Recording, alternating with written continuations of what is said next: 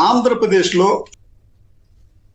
ఉచితం పేరుతో మరో అనుచిత స్కామ్ అనేది ప్రారంభమైంది. ఇది free sand scam part 2. Part 1 2014 నుంచి 2019 వరకు అప్రతిహతంగా సాగింది.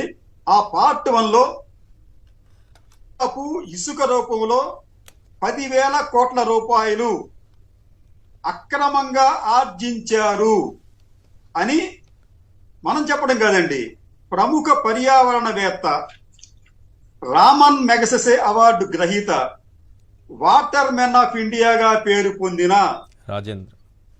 రాజేంద్ర సింగ్ గారు చేసిన అభియోగం అది. అంటే పార్ట్ 1లో, అంటే ఫ్రీ శాండ్ స్కామ్ పార్ట్ 1లో 10,000 కోట్ల రూపాయలు అక్రమంగా తెలుగుదేశం పార్టీ నాయకులు ఆర్జించారని చెప్పి ఆయన స్వయంగా ఒక నిజాయితీ, సమగ్రత కలిగిన వ్యక్తి చేసిన ఆరోపణ. దాన్ని మనం నమ్మాలా వద్దా అనేది ప్రజల విజ్ఞతగా వదిలేద్దాం. ఇప్పుడు మరోసారి ఈ అనుచితమైన ఉచిత ఇసుక పేరుతో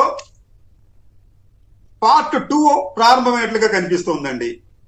మీరు చెప్పినట్లు ఇసుక అనేది ఈ రోజున వారికి పెద్ద ఎత్తున వందలాది కాదండి, వేలాది కాదండి, బహుశా నిజంగా ఇదే దోపిడీ కొనసాగితే అది లక్షల కోట్లకు చేరినా మనం ఆశ్చర్యపోనక్కరలేదు.